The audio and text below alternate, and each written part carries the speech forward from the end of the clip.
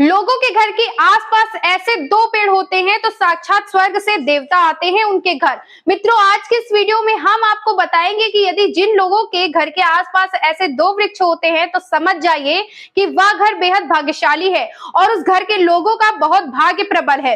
इस वीडियो में हम जानेंगे कि कौन से हैं वह दो वृक्ष जिनका घर के आसपास होना बेहद शुभ होता है और देवताओं को आकर्षित करता है, जिससे कि उस घर में कभी कोई बड़ी समस्याएं नहीं आती हैं।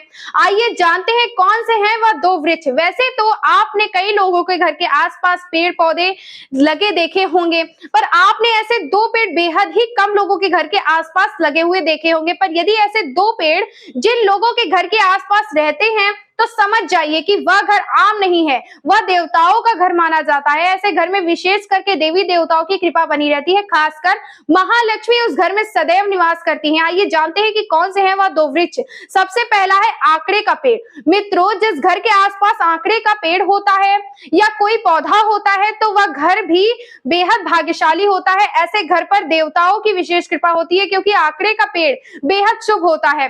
कुछ लोग भी ऐसे होते हैं जो इस पेड़ को शुभ मानते हैं, अशुभ मानते हैं, पर शास्त्रीय तौर पर यह पेड़ बरकत प्रदान करने वाला पेड़ है।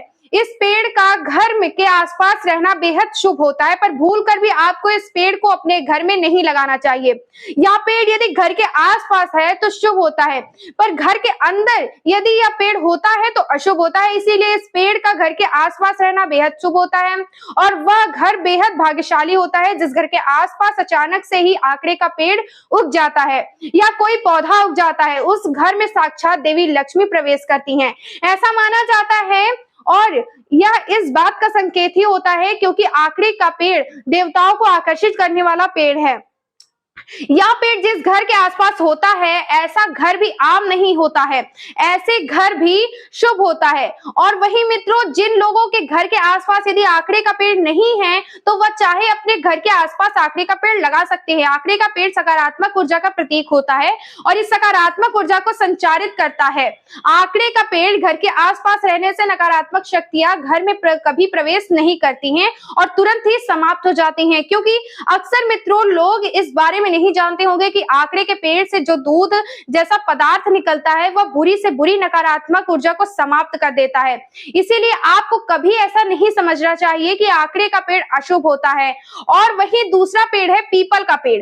मित्रों, आप सभी जानते ही हैं कि पीपल का पेड़ कितना महत्वपूर्ण और शुभ होता है। पीपल का पेड़ शास्त्रीय तौर पर श्री हरि का अवतार माना जाता है। पीपल के पेड़ में समस्त देवी देवता निवास करते हैं और जिस घर के आसपास पीपल का पेड़ होता है उस घर में कभी किसी की अकाल मृत्यु नहीं होती है।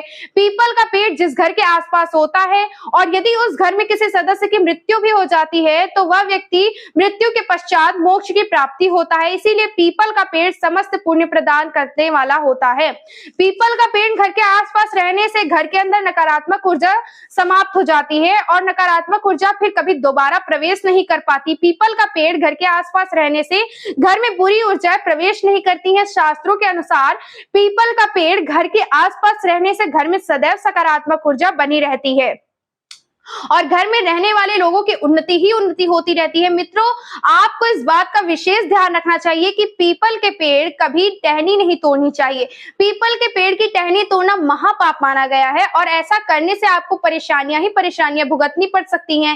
इसीलिए पीपल के पेड़ को कभी कष्ट नहीं देना चाहिए। और वहीं यदि जिन लोगों के घर के आसपास कोई शुभ पेड़ नहीं है तो वे चाहे तो आकड़े का या पीपल के पेड़ में से कोई भी एक पेड़ अपने घर के आसपास लगा सकते हैं। पर मित्रों, पीपल का पेड़ कभी आपको घर में नहीं लगाना चाहिए।